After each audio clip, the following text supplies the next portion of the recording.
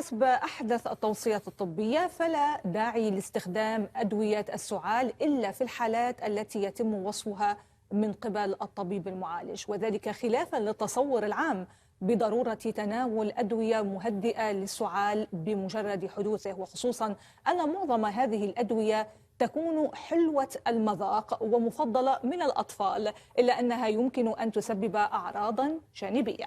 وتشير التوصيات الأكاديمية الأمريكية للحساسية والربو والمناعة إلى عدم جدوى استخدام الأدوية، موضحة أن السعال يعتبر آلية دفاعية من الجهاز التنفسي تساعد الطفل على إزالة المخاط والالتهابات والمواد التي تسبب حساسيات معينة.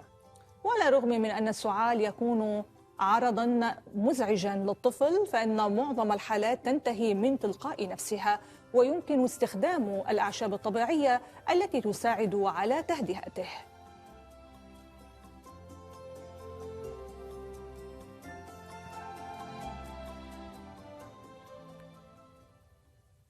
نرحب بضيفتنا في الاستوديو دكتورة ريتا خليل، اختصاصية طب الأطفال والربو والحساسية في مؤسسة الفردان الطبية. دكتورة أهلا بك معنا. صباح الخير. ماذا يسبب السعال لدى الأطفال، وحتى يعني نتحدث أيضا عن الكبار، ما السبب الرئيسي، وهل أدوية السعال طرأت عليها بعض التغييرات في مادتها الكيميائية بحيث أصبحت أكثر سلامة لاستخدامها عند الأطفال خصوصا؟ صباح الخير.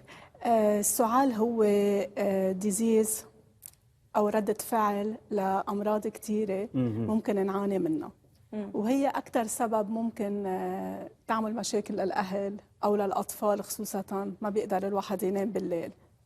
فأول شيء بالسعال أو الكحة لازم نفتش على سبب السعال. لما بنلاقي السبب السعال بخف.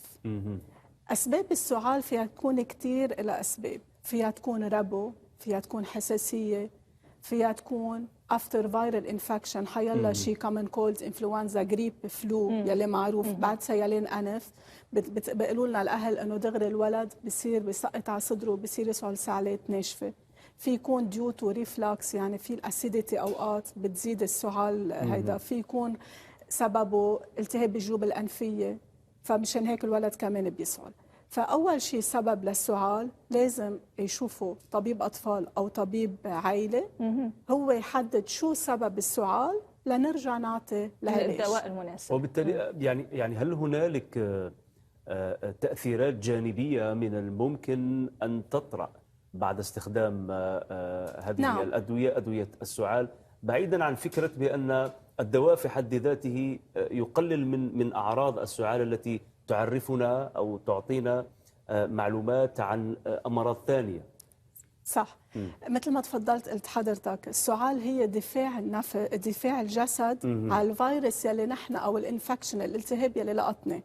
فانا بقول لهم للاهل اتركوه يسعل، لانه بده يظهر كل السكريشنز، حتى وان كان السعال مزعج بالنسبه اليه. بهالاحوال نعم، في حالات كثير نادره الاهل او الطبيب يضطر انه يوصف دواء سعال، لانه الولد ما بينام كل الليل، لانه كل نهار مزعوج. بهالحالات اكيد يلي لازم ننبه منه كل دواء السعال يلي في بقلبه كودايين.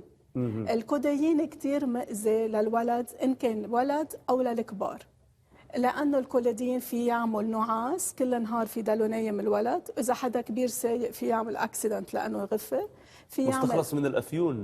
نعم، في يعمل hallucination، يعني بصير يلهوس. تأثيرات من هذا النوع. بيعمل hallucination، بصير يلهوس، خاصة إذا كان الكمية أكثر ما لازم. في يعمل ضيق بالتنفس إذا كانت دوز كمان عالية، وفي كمان يوصل للدث بمحلات، بيعمل ضيقة نفس إذا أخذ الكودايين بكمية عالية. أدوية السعال مصنوعة بالأساس من أعشاب طبيعية كما ذكرنا؟ الكودايين إجمالاً أنه صار out removed from the market، إن كان بأمريكا أو من قطر هون عنا، ما له موجود بالماركت.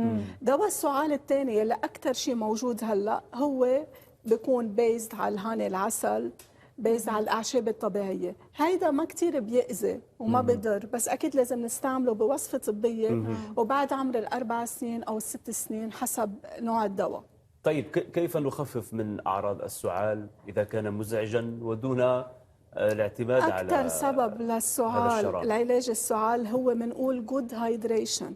يعني قد شرب ما فينا الماء. نعطي السوائل للولد، في ياخذ اورنج جوس، عصير ليمون، في ياخذ تي اذا عمره بعد السنتين، فينا نحط مع التي شاي عسل، فينا نحط شويه حامض اذا بيقبلوا الولد.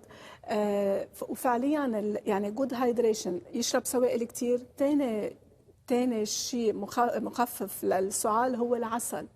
بعد عمر السنة أكيد ما فينا نستعمله تحت السنة، فينا نعطي حسب العمر نص ملعقة 3 مرات بالنهار. إذا الولد ما بيقدر يشرب شاي تحت السنتين، فينا نعطيه شوية عسل. مشان هيك أدوية السعال كلها يلي شوي سيف فينا نستعملها بأمان فيها عسل أو بيكون مرسوم نحلة هل عليهم. يمكن الاستعاضة عن دواء السعال بالوصفات الأعشاب الطبية والعسل أكيد مثل ما قلت بالكامل أم لا؟ بالكامل فينا أكيد، إلا بحالات كتير قليلة لما الولد عن جد ما بيقدر يخفى بالليل، ومرات بنضطر نوصف دواء سعال بس لنسكت الأهل.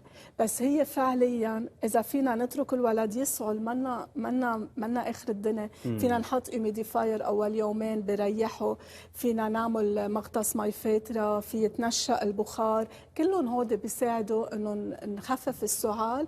وفي الولد يصح ب3 ل5 أيام لجمعة. لو بقيت السالة على جمعتين فيها تدلع على 2 ويكس بس، منا بيج ديل، منا مشكلة، في صح بلا دواء. المهم أن يترك هامش لآلية الدفاع في تعزيز المناعة. صحيح. صح. شكرا جزيلا لك يا شكراً. دكتورة ريتا خليل، اختصاصية طب الأطفال والربو والحساسية في مؤسسة الفردان الطبية. شكرا جزيلا. شكرا لكم.